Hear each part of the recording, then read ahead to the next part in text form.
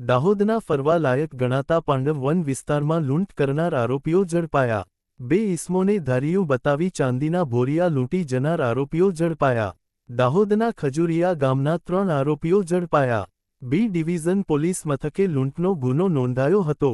Netram CCTV અને human ઇન્ટેલિજન્સથી આરોપીઓ ઝડપાયા.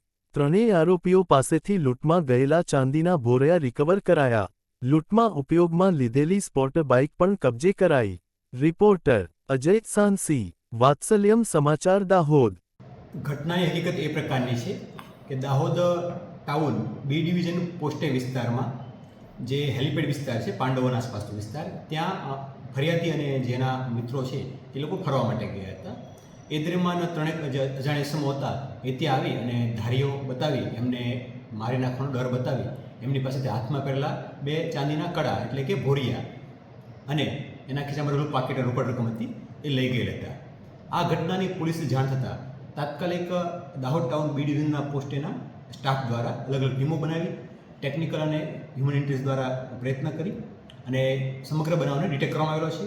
અને બનાવની અંદર જે રકમ ગઈ છે તથા બંને ભોરિયા કે છે એ સંપૂર્ણ 100% રિકવર કરવામાં આવેલું છે. આ ઉપરાંત જે યમાહા ગાડી આરોપીઓ વાપરી છે એ પણ કબજે લીધી છે અને ધારી પણ જે મળ્યું હતું એ પણ કબજે લેવાયું છે.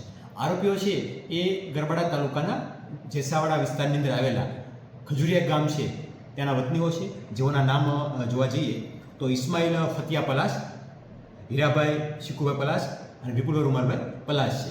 એ ત્રણેય લોકોને અટક કરી એમને કોર્ટમાં રજૂ કરી એમના રિમાન્ડ લેવામાં આવેલા છે અને એમની આગળ જે કાયદેસર કરવી છે એ હાથ ધરવામાં આવેલી છે. સર, ઝડપાયેલા આરોપીઓ છે રીઢા ગુનેગાર છે? હાલમાં એમનો કોઈ હિસ્ટ્રી હોય એવું જણાવેલ નથી, પરંતુ એ બાબતે વિગતવારની તપાસ ચાલુમાં છે.